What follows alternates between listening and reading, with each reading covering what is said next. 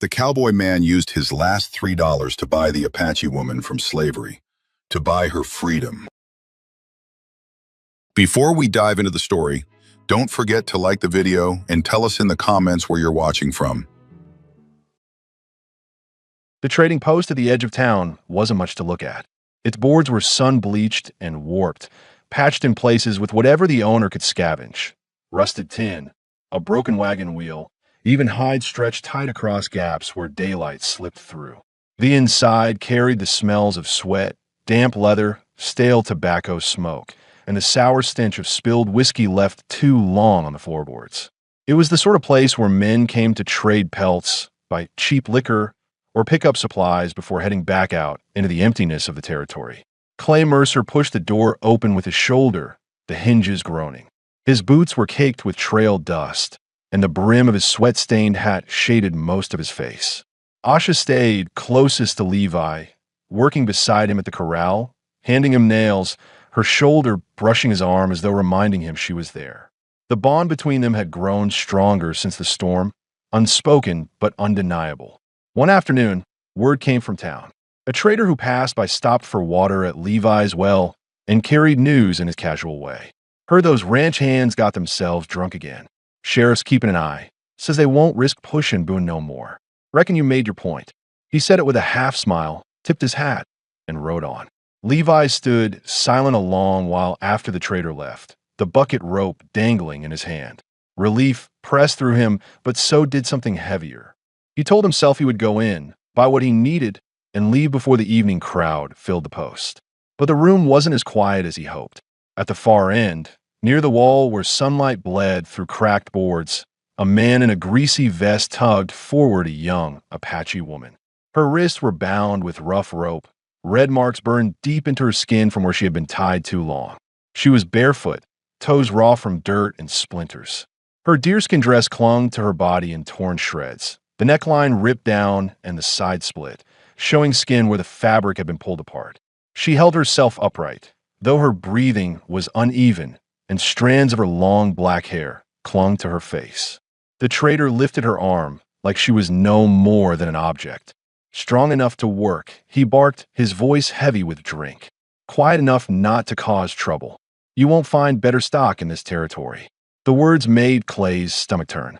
Men standing around began to murmur. One laughed and tossed a coin into the air before catching it. Another leaned forward, eyes running down her body without shame. Their voices rose in half-serious bids. $2. $3. She stood still, chin raised, refusing to meet their eyes. But Clay saw her chest rising and falling faster, her jaw clenching with each shout. Clay shifted where he stood, hands tightening at his sides. He told himself it wasn't his problem. He hadn't come for this. He was barely holding his own spread together. 2 horses, a half-collapsed barn, and cattle that needed more feed than he could afford. Taking on someone else's fight was the last thing he needed. But he couldn't look away. The trader yanked the rope again, jerking her forward. She stumbled, her knees striking the plank with a hollow crack. A flash of pain crossed her face, but she steadied herself back straight again. Pride kept her standing, but Clay saw the tremor in her arms, the fear hiding behind her steady eyes. He felt something twist in his chest. He thought of his younger sister, long gone now, and how he would have killed any man who dared handle her this way. He thought of the quiet nights on his land, the silence he told himself was freedom, but which sometimes felt more like punishment. The bidding rose again. Coins flashed in calloused hands. The trader smirked, pulling the rope as though showing off livestock. Clay's hand went to his belt pouch. He knew what was in it. Just enough silver for flour, beans, and salt. Enough to last him until spring, if he stretched it. Spending it here would mean weeks of hunger, maybe worse. He had to make a choice, and quickly. His heart beat heavy, his thoughts cutting back and forth. Walk out the door and keep to himself, or stay and step into something that wasn't his concern. If he left, she would belong to one of the men circling like vultures, men who wanted her for reasons that had nothing to do with giving her shelter or respect. He felt his jaw lock. His boots moved before his mind finished deciding. "I'll take her," Clay said, voice rough and steady. The room stilled for a moment. A few men laughed, thinking it a joke. The trader squinted at him, then at the pouch Clay tossed down. The coins spilled across the table, clinking sharp in the silence. It wasn't much. It was all he had. The trader's grin widened. Not much left in your pocket, cowboy, but it'll do. He swept the coins into his palm, then shoved the rope into Clay's hand. For a moment, Clay didn't move. He looked at the rope, the fibers rough in his palm, then at the woman. Her eyes flicked to his, sharp with suspicion, but behind it something else flickered. Confusion, maybe even the faintest edge of hope, though it was buried under layers of mistrust. She wasn't thanking him, not yet. She was asking, silently, why? Clay didn't have an answer, not one he could put into words. He loosened the knot around her wrists, just enough for her to walk without tearing skin, then lowered his voice so only she could hear. Come on.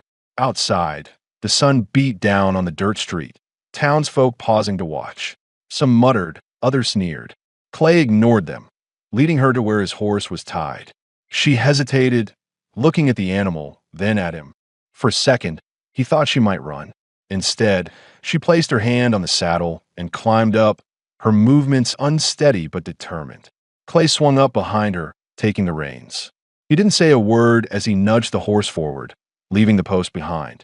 He had no plan for what came next, only the certainty that he couldn't have done otherwise. The last of his money was gone, and his life had just changed in ways he couldn't yet see.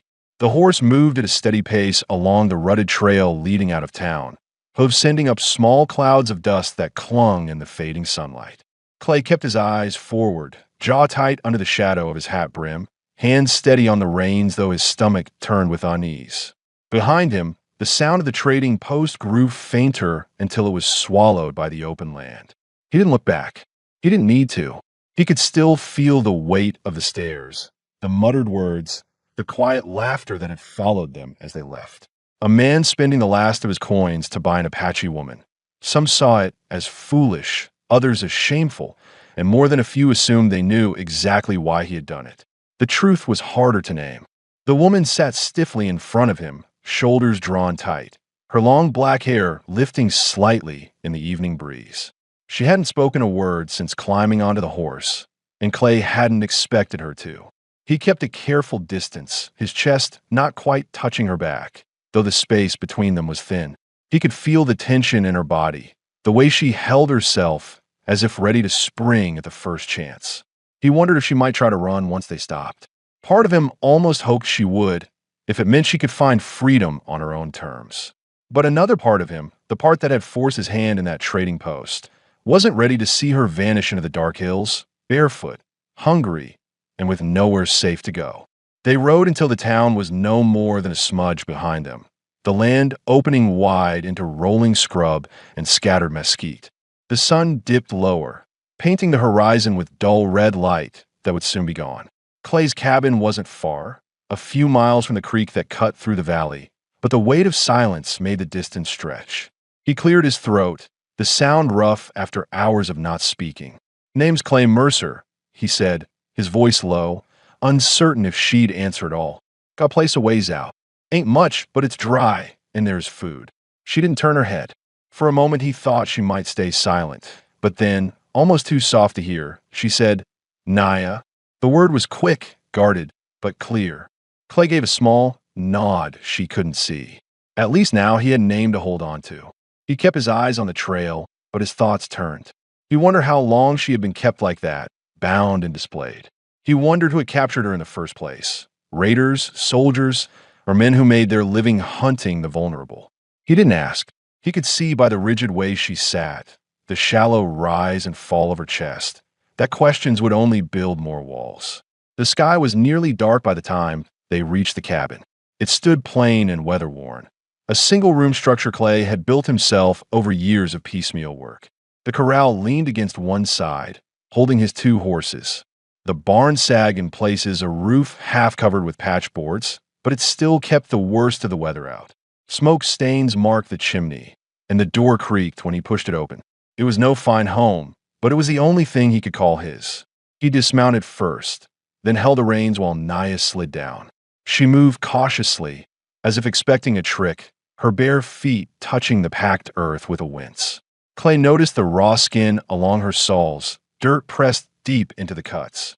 He thought about offering to carry her inside, but kept the thought buried. She would see pity in that, maybe weakness too, and he guessed both would earn only more mistrust. Inside, the cabin was dim but warmer. Clay lit a lantern, its glow stretching across the rough-hewn table.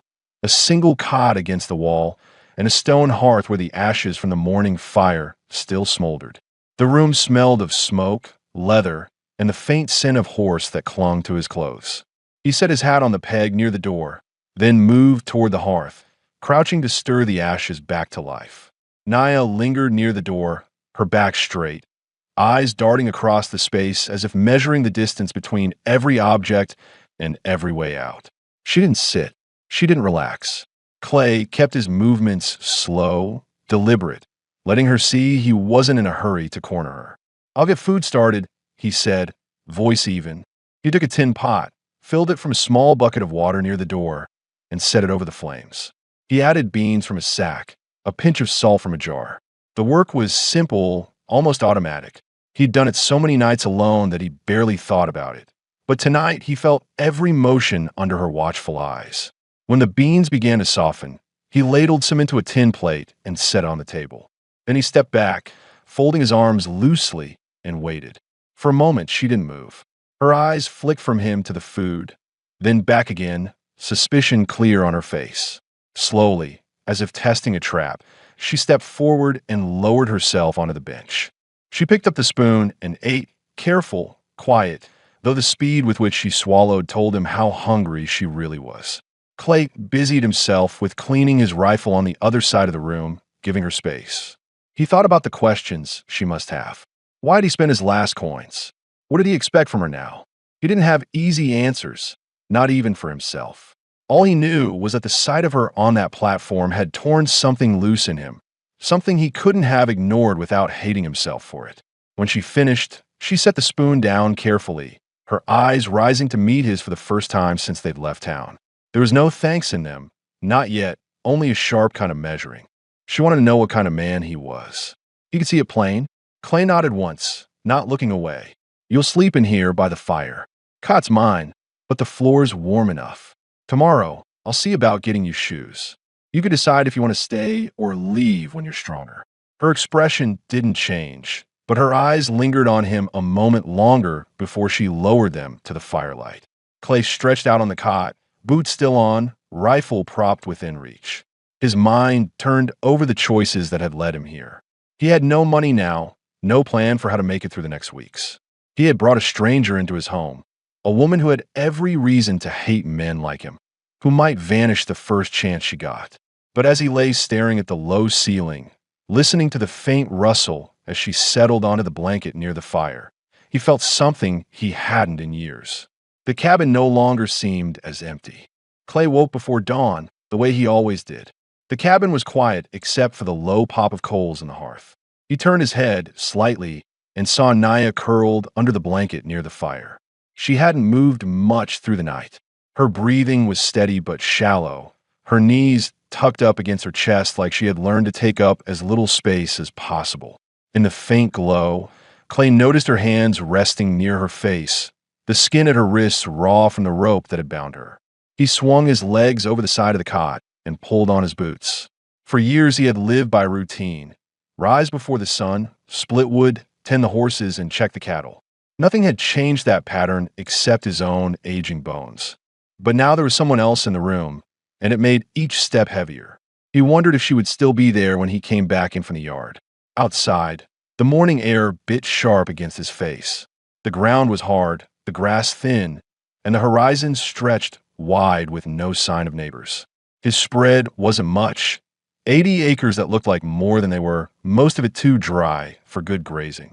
He had 2 horses, 3 cattle that survived off scrub and what hay he could trade for, and a patch of land he tried to scratch a living from. His barn leaned, his fences sagged, and his roof leaked in the spring rains. But it was his, and that had been enough.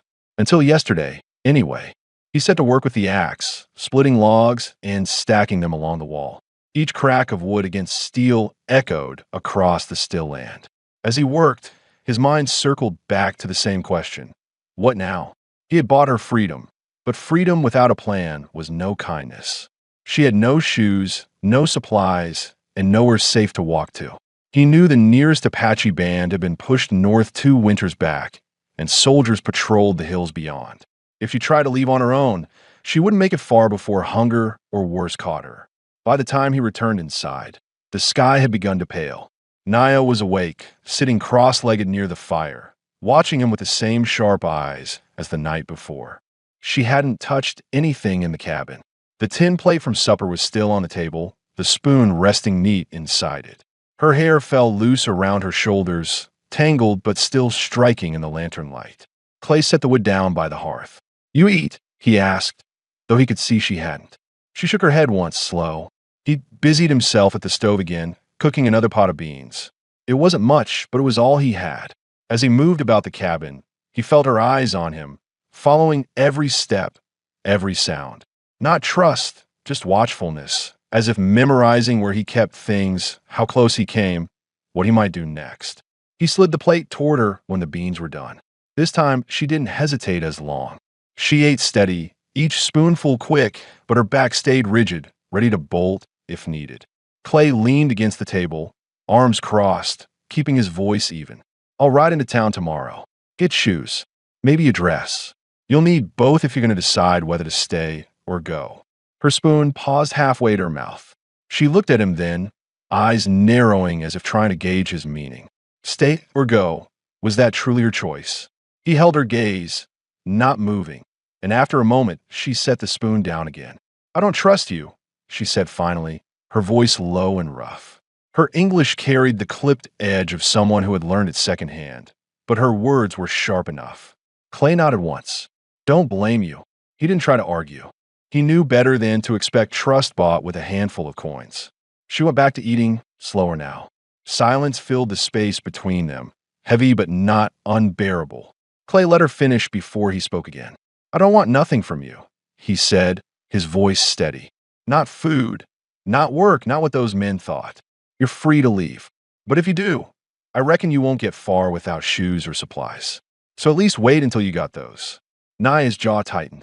Her eyes dropped to the fire, and for the first time since he had seen her on that platform, she looked less like stone and more like someone carrying too much weight. She didn't answer him, but she didn't argue either. Later that morning, Clay saddled his horse to ride the fence line. He kept half an eye on the cabin as he worked, wondering if she would be gone by the time he came back. He imagined her walking barefoot across the scrub, bloodied feet pressing into sharp stones, the sun burning down, no water to drink. The thought unsettled him more than he cared to admit. When he returned at midday, she was still there. She had tidied the table, stacked the wood he'd left by the hearth, and swept dirt from the floor with a willow branch she must have found outside. Small things, but they startled him. He hadn't asked, hadn't expected it. For a moment, he stood in the doorway, watching her move about his cabin, and it felt strange. For years, this space had been silent, filled only with his own footsteps. Now it carried hers too. That night, when he spread the blanket near the fire for her again, she hesitated before lying down. Her eyes lingered on him as he settled onto the cot. He could feel the weight of that look, as if she were still testing, still waiting for the moment he might show himself to be no different than the others. Clay rolled onto his side, facing the wall, making sure his hands stayed clear and his breathing even. It took a long time for sleep to come, but when it did, he realized he felt something unfamiliar. Not comfort, not yet, but a sense that the silence of his cabin had shifted into something less lonely. The following morning broke clear and cold, the air so thin it carried sound farther than usual. Clay had been up since first light, checking the corral and scraping frost off the trough. He moved with the same practiced rhythm he always had, but his mind wasn't settled. Every time he stepped away from the cabin, a part of him expected to return and find her gone. Yet when he pushed the door open again, there she was, sitting cross-legged near the fire, her hands busy pulling apart strips of dried willow bark she must have gathered while he worked. She twisted them into a thin cord, her movements precise and quiet. It struck Clay as odd. She could have slipped out while he was bent over the corral or fetching water from the creek, but she hadn't. She stayed. He didn't say anything at first. only nodded and set his hat on the peg. He moved about the cabin, pulling out a small sack of flour, measuring out enough to make flat cakes for breakfast. He caught her watching him, but her eyes darted away when he looked back. "You could have run," he said finally, his voice low, not accusatory, just a fact. Her hands stilled over the cord, then resumed. "No shoes, no water, no tribe," she answered after a pause. Her English was broken, but clear. Nowhere to go. Clay felt the words sit heavy in the room. He knew what it was to be without anyone.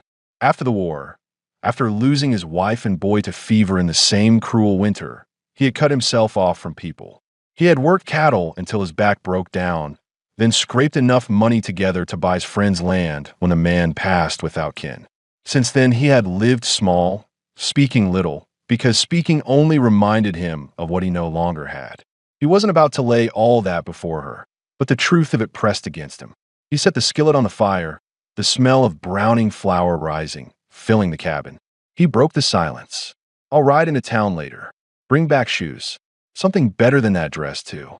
Her eyes flicked down to the torn neckline that frayed him. For the first time since he'd seen her, her hand came up to cover her chest, almost protective.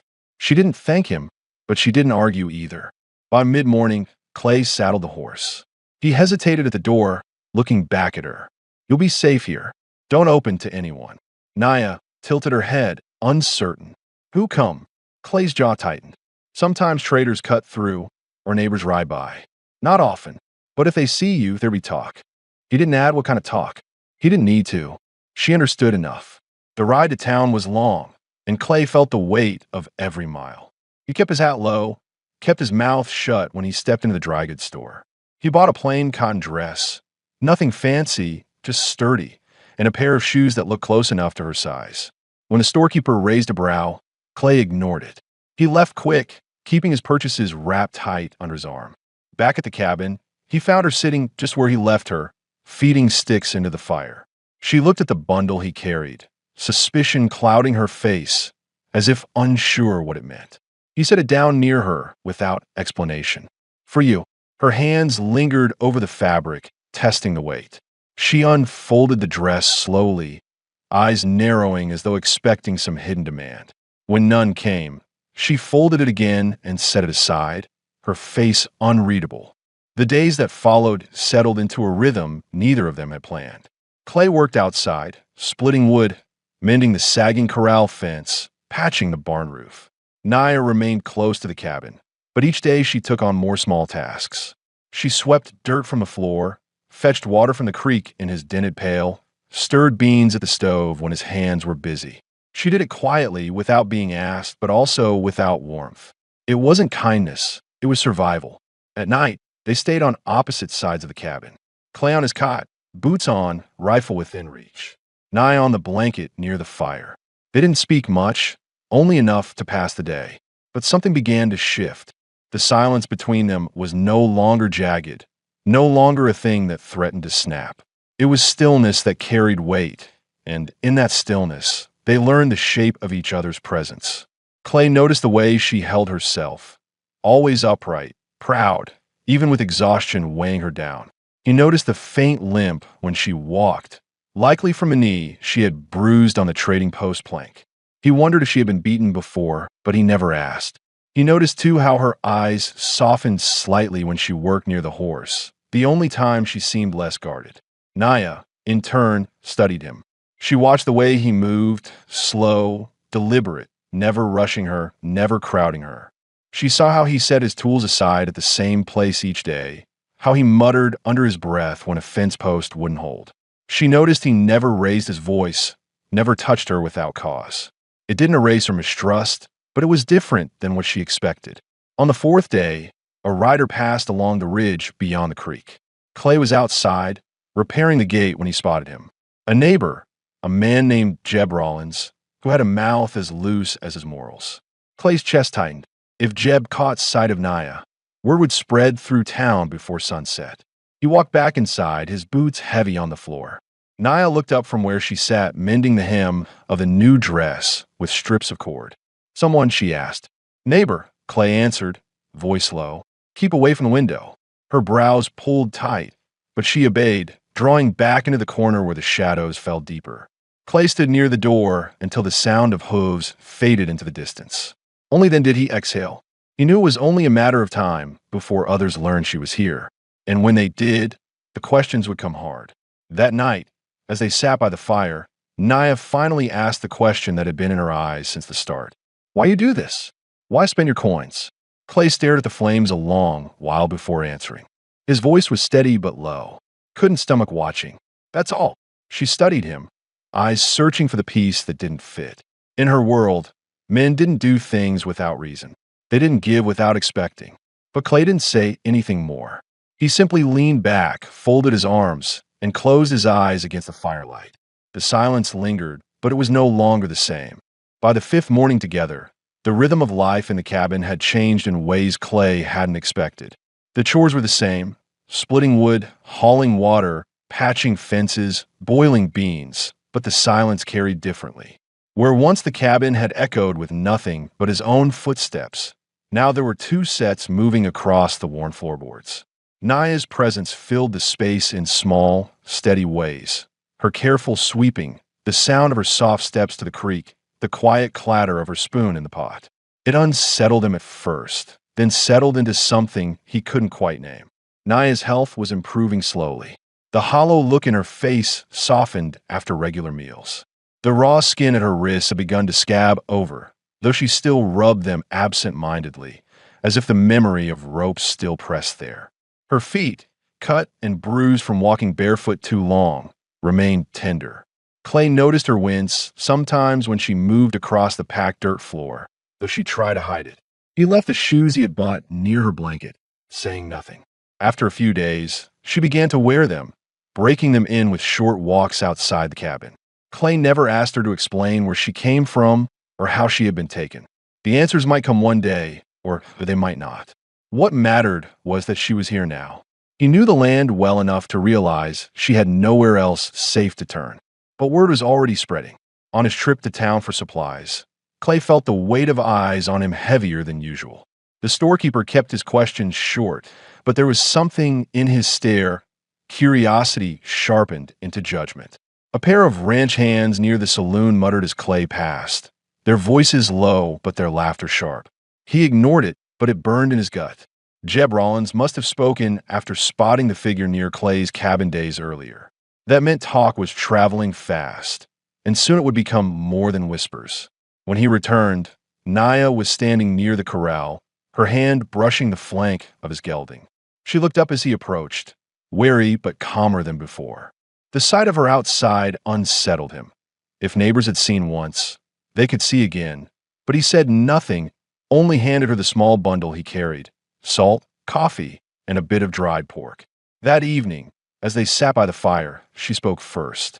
They talked. Her voice was quiet but direct. Clay glanced at her, surprised she had asked. He gave a short nod. Some. Her jaw tightened. Bad talk. He didn't answer right away. He stared into the flames, weighing his words. Most folks don't understand. They don't care to. But it's my land, my cabin. They don't get a say in who I share it with. She studied him for a long moment, her expression unreadable, then looked back at the fire. She didn't press the subject again, but the question had already carved itself between them. How long before outside judgment turned into trouble?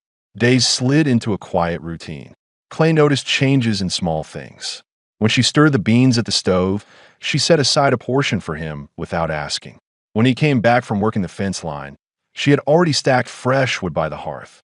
They didn't speak much, but each gesture carried weight. At night, the silence pressed closest. He on the cot, she on the blanket. Sometimes, when the fire burned low, he found himself watching the outline of her shape beneath the blanket, the rise and fall of her breathing. He told himself to look away, and most times he did, but the image lingered. One evening, as he sat repairing his saddle strap, she moved past him to reach the shelf. Her hip brushed his shoulder, barely a touch, but enough to make him freeze for a moment. She didn't react, didn't seem to notice. Or maybe she did and chose not to. His hands stilled on the leather, his jaw tight, before he forced himself to continue. Naya, for her part, had begun watching him differently. She noticed the lines on his face when he worked outside, The way his shirt clung to his back with sweat, the quiet patience in his hands as he repaired tools worn near to breaking. She didn't let him see her looking, but at night, when he turned away on the cot, her eyes lingered in the firelight before she lay down herself. One cold night, as wind rattled the shutters, the fire burned lower than usual. Naya pulled the blanket tighter around her shoulders, but still shivered. Clay noticed. He sat up, hesitating before speaking. "You want another blanket?" She looked at him, her eyes sharp, then softer. "You give everything. Coins, food, clothes. Why?" The question cut deeper than he expected. He looked down at his calloused hands, the leather strap forgotten in his grip. His voice came slow. "Because I couldn't leave you there. That's reason enough." Her eyes searched his face, as if trying to measure the truth of his words. Finally, she gave a small nod, pulling the blanket tighter. She didn't thank him. Not in words, but the tension in her shoulders eased, just a little. For Clay, the cabin no longer felt like just a place to sleep between long days of labor. It felt different, heavier, as if every sound, every glance, carried meaning. He knew trust was a long way off, but he also knew she hadn't run. She had chosen to stay another day, and then another. That choice mattered, and as the firelight flickered against her face, casting shadows across her strong features and the curve of her shoulders beneath the blanket, Clay realized something he hadn't let himself feel in years. The silence between them was no longer just survival. It was the start of something neither of them had words for yet. The days that followed carried a new tension, one that neither Clay nor Naya spoke of directly. The chores remained the same, but something lingered in the air. Longer looks, pauses that stretched too far, the way their hands sometimes brushed when passing a cup or tool. Clay kept his distance out of habit and caution, but he could feel the shift all the same. One morning, as he saddled his horse to ride into town for more grain, Naya stood in the doorway watching him. She wore the cotton dress he had bought, cinched at the waist with a strip of leather cord. It fit her better than the torn deerskin, but her bare shoulders still carried the faint marks of rope burn. He caught himself looking longer than he should, then pulled his eyes away. "You need anything?" he asked, his tone even. Her brows furrowed, as if testing whether he meant the question. "No." He gave a short nod and mounted up. She stayed in the doorway until he disappeared over the ridge. Town was colder this time. The whispers had thickened into something sharper. A man outside the saloon muttered loud enough for Clay to hear. "Mercer's got himself a squaw in that cabin. Heard he paid for her same as you'd buy a mule." Laughter followed, ugly and cutting. Clay's jaw tightened, but he didn't rise to it. He finished his errands, kept his head down, and left fast. But the words stuck to him like burrs all the way home. When he returned, Naya was tending a small pot over the fire. The smell of stew filled the cabin. She had added strips of dried pork he'd brought last week. She glanced at him when he entered, her eyes flicking over his face. She seemed to sense the weight on him. "They speak of me," she said quietly, more statement than question. Clay set the grain sack down, meeting her gaze. "They don't know you. They don't matter." Her lips pressed tight, and she stirred the pot harder than needed. "Words matter. They follow." He didn't deny it. He just leaned back against the wall, arms folded. "Let them talk. My land. My home. Not theirs." The firmness in his tone seemed to steady her a little, though he saw the doubt still flicker in her eyes. That night, the wind howled against the shutters, colder than before. Clay threw another log on the fire.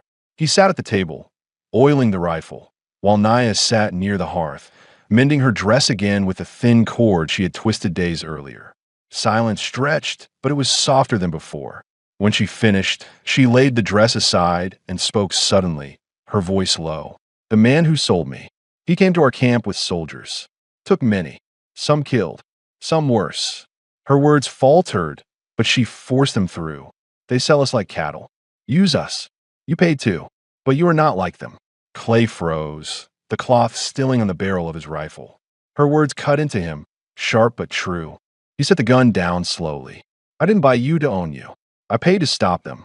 Her eyes searched his face for any sign of deceit. Finding none, she gave a small nod, though mistrust still lingered like a shadow. She pulled the blanket around her shoulders and turned back toward the fire. Later that night, as the flames burned low, she shivered beneath the blanket. Clay noticed from a cot. He hesitated, fighting himself, then stood. He lifted another wool blanket from the trunk and walked over, holding it out. She looked up at him, her eyes wary but softer than before. "You'll be warmer with this," he said. Slowly, she reached out and took it, her fingers brushing his hand. The touch lingered longer than either expected. Clay's breath caught, his chest tightening. He pulled back quickly, retreating to the cot, lowering himself stiffly. He lay there in the dark, staring at the ceiling, his mind a storm. The next morning, something had shifted again. She moved more freely in the cabin, less like a cornered animal. She even asked him once, haltingly, how to grind corn into meal. He showed her, their hands brushing as he guided the stone. She pulled back quickly, but not with the sharpness of before. That evening, as they ate, she studied him across the table. "You live alone long time?" He nodded. "Since the war. Since my wife and boy died." He said it plain, without decoration. Her eyes softened for a moment. "Why me then?" He held her gaze, voice steady. "Because no one should be left like that. Not while I can help it." The silence that followed wasn't heavy. It carried something else, an understanding neither of them could put into words. Later, when the fire had burned low, Clay lay on the cot while Naya rested on the floor. In the quiet, he heard her shift. Then her voice came soft through the dark. "You are not like the others." He didn't answer. His throat felt too tight. But inside, something broke open, something he had buried for years. And for the first time since she arrived, he realized he no longer feared that she might leave. He feared instead what it might mean if she chose to stay. The morning broke clear after a night of restless silence. Clay had hardly slept. He lay awake long after Naya's words drifted into the dark. "You are not like the others." They had settled deep inside him, stirring something he hadn't allowed himself to feel in years. By dawn, his chest was tight with the weight of it. He rose quietly, pulling on his boots, moving through the motions of work, though his mind wasn't steady. Naya was already awake, crouched by the fire, feeding in small sticks. She glanced up as he passed, her dark eyes catching his, then darting away quickly. She wrapped the blanket closer around her shoulders, though the air inside wasn't so cold anymore. Clay noticed the faint color in her cheeks, a sign she was no longer starving, no longer so hollow. The sight eased something in him, but it also drew his gaze longer than it should have. He forced himself outside. The day stretched into labor. Clay worked the corral fence, replacing broken rails with new cedar he had hauled weeks before. His muscles ached, sweat clung to his shirt, and each swing of the hammer steadied him. Work was the one thing he could trust to keep his mind from running wild. Yet even then, his thoughts kept circling back to her, how she had begun to move differently in the cabin, less like a guest and more like someone finding her place. When he returned at midday, the cabin smelled of beans and pork stew. Naya had cooked again, and this time she set 2 plates without waiting for him to ask. They ate in silence, the fire crackling between them, but the air was charged. Clay felt her eyes on him once or twice, quick and uncertain, and when he looked up she turned away fast. After the meal, Naya surprised him by speaking. "Before, I was taken. I had a husband. He died when soldiers come. My people scattered." Her voice was flat, but the words carried weight. "I thought I would die too." Clay listened, his fork still in his hand. He didn't push her for more, but the fact she had offered this much at all told him something had shifted. "I'm sorry," he said simply. She looked at him across the table, her eyes sharp but not hostile. "You lost too." He gave a short nod. "Wife and boy. Fever took them." The words hung heavy in the small room, 2 losses sitting side by side. Neither spoke for a long while. That night, the wind picked up again, rattling the shutters. Clay sat by the fire, mending a rope, while Naya stretched out on the blanket. She shifted once, then again, finally pulling herself up to sit. "Too cold," she said softly, almost embarrassed. Clay looked at her, then at the cot. He hesitated before speaking. "Cot's warmer. I'll take the floor." She studied him a long moment, then shook her head. "No, you stay." She pulled the blanket tighter. "I stay here." But when he lay down on the cot, he could hear her shivering still. He lay awake, the sound clawing at him. Finally, he pushed up, grabbed his own blanket, and laid it gently across her without a word. Her eyes opened at the touch, dark and unreadable. For a moment, their hands brushed, hers lingering just long enough for him to feel the warmth. He pulled back quickly, retreating to his cot again. The next day, while Clay worked outside, a rider appeared on the ridge, Jeb Rollins again.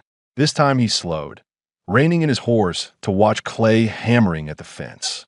His eyes narrowed, a smirk tugging at his lips. "Heard you got company out here, Mercer," he called out, voice carrying across the open ground. "Word is she's Apache." "That true." Clay straightened slowly, hammer still in his hand. "Ain't your business, Jeb." Jeb chuckled, spitting in the dirt. "Town's talking plenty. Don't look good. Man living alone, bringing home a squaw he bought off a trader? Folks say what they will." Clay's jaw locked. He stepped closer to the fence, his voice low but edged with steel. "You mind your land. I'll mind mine." Jeb lingered a moment, eyes sharp with curiosity, then turned his horse and rode off. Clay watched him go, the unease gnawing at him. He knew the man's words wouldn't stop at the ridge. They'd spread like fire on dry grass. Back in the cabin, Naya noticed his tight shoulders. "Trouble?" she asked. "Just talk," he answered, hanging his hat on the peg. "But talk can turn ugly. You stay close to the cabin. Don't show yourself unless you have to." She nodded once, though her jaw was firm. "I'm not afraid." Clay looked at her, admiration stirring despite himself. She had endured more than most, yet still carried herself with pride. That evening, the firelight threw long shadows across the cabin walls. Clay sat near the hearth, his rifle propped within reach, while Naya tended the pot.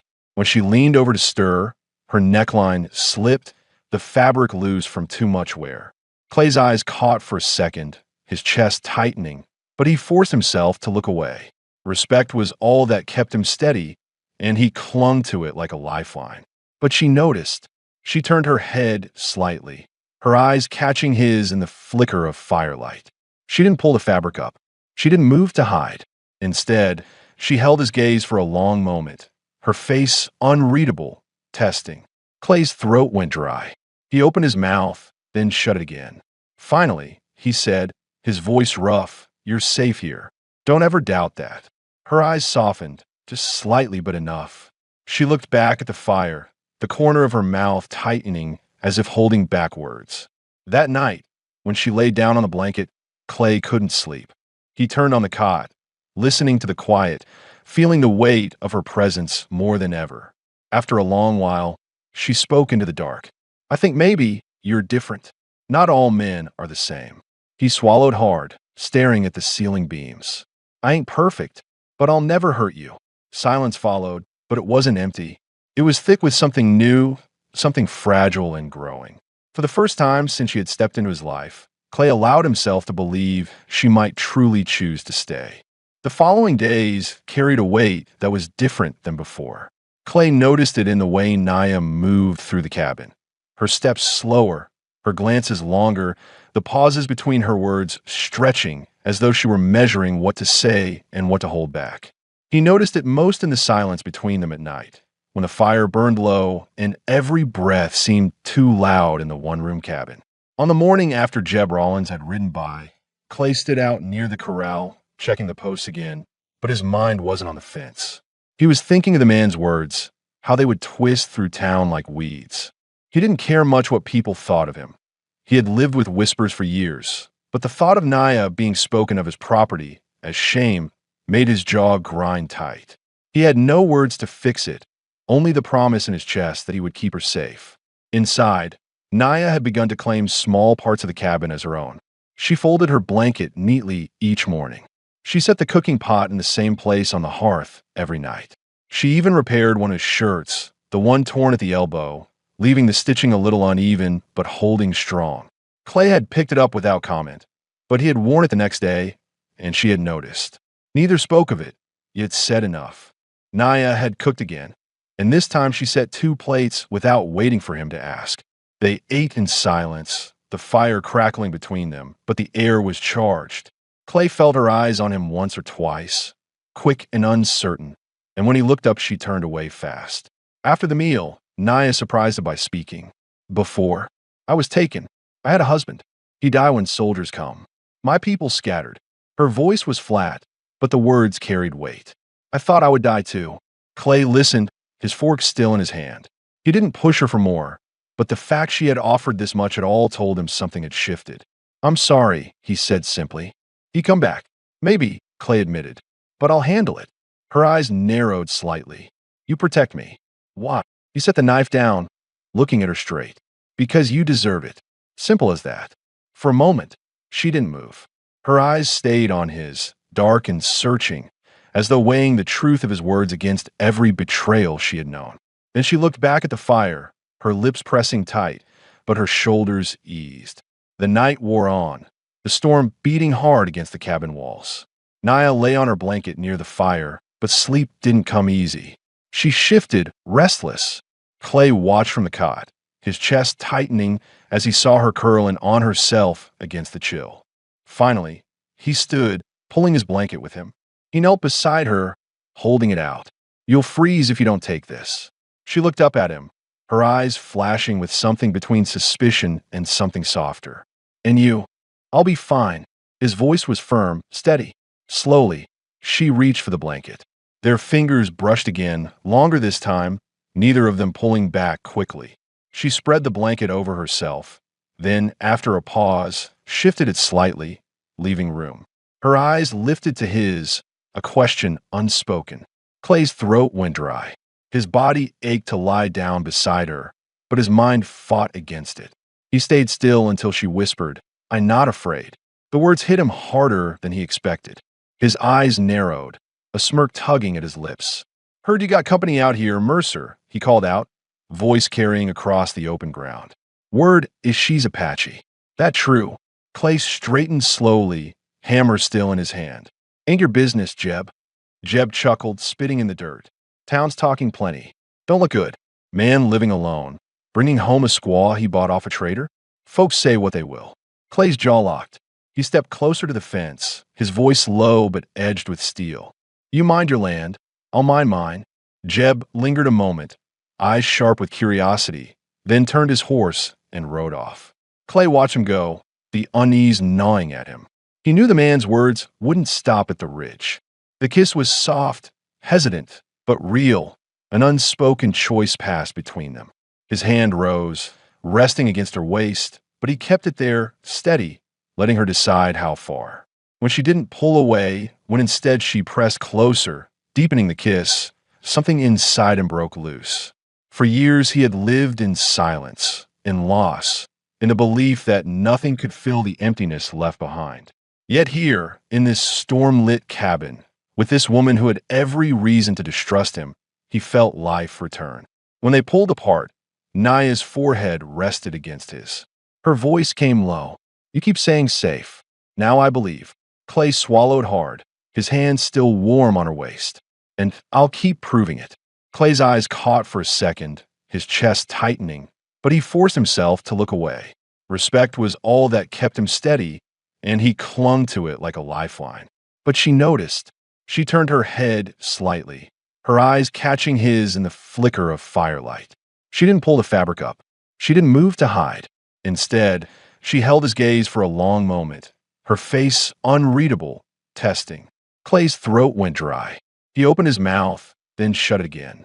Finally, he said, his voice rough, you're safe here. Don't ever doubt that. Her eyes softened, just slightly but enough. She looked back at the fire, the corner of her mouth tightening as if holding back words. That night, when she lay down on the blanket, Clay couldn't sleep. Clay knew the world outside would never see her that way. To them, she would always be the Apache woman he brought home. But he also knew this. She had chosen to stay another night, and now another morning. That choice was worth more than any man's judgment. The morning after the storm broke with a stillness that felt different. Clay stepped out into the yard, his boots sinking slightly in the wet earth. The sky stretched wide and clear, the air sharp with the smell of rain-soaked mesquite. Inside the cabin, Naya moved quietly, folding blankets, tidying the table, stoking the fire. Her presence was no longer uncertain, no longer edged with suspicion. She moved with the calm of someone who had decided, though she hadn't spoken the words yet. Clay worked the corral fence while the sun climbed. His hands were steady on the hammer, but his mind kept circling back to the night before. The warmth of her hand against his arm, the feel of her lips, the quiet certainty in her voice when she said she believed him. It had been years since he'd let anyone close enough to stir that kind of feeling, and now it consumed him. He didn't regret a second of it. By midday, as he carried water from the creek, a shadow appeared on the ridge. Jeb Rollins again, this time with two other men trailing behind him. They reined in their horses just out of reach, eyes fixed on the cabin. Clay felt the knot tighten in his gut.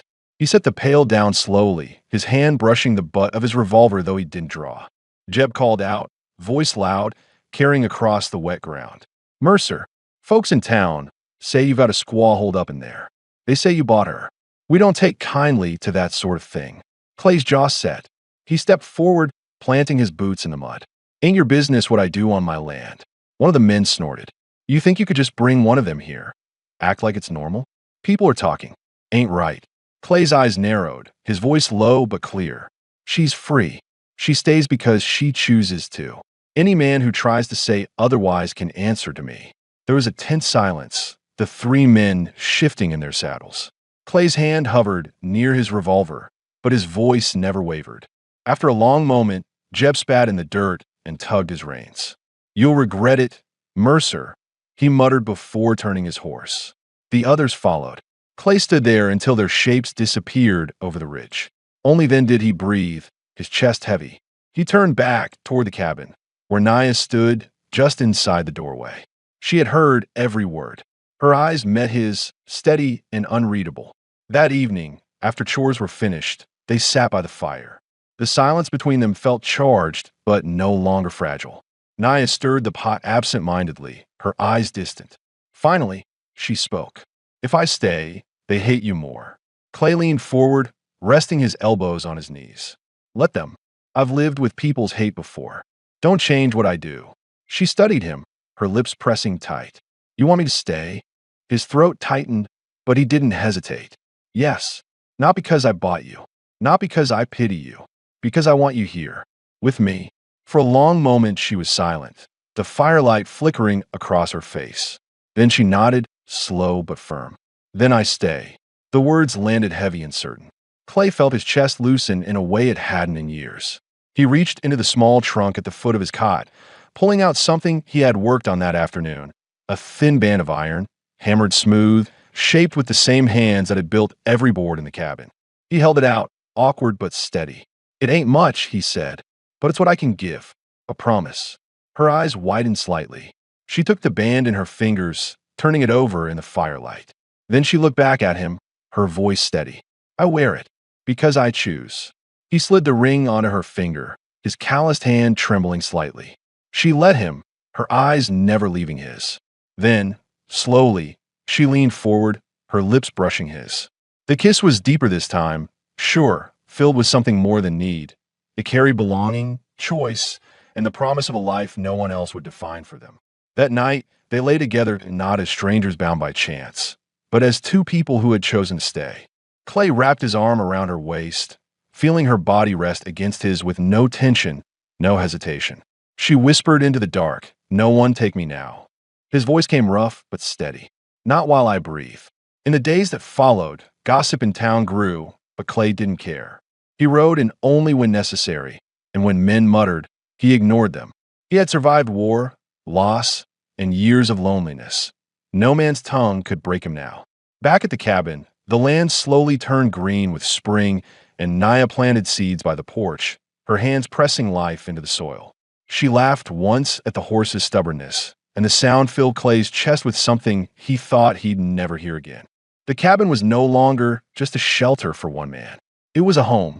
The fire burned each night, two places by it now instead of one. And when Clay lay beside her, her hand resting over the iron band he had given, he knew without question his life had changed the day he spent his last pennies. He hadn't bought her. He had freed her. And in return, she had given him back something he thought was gone forever. A family built not by blood or law, but by choice.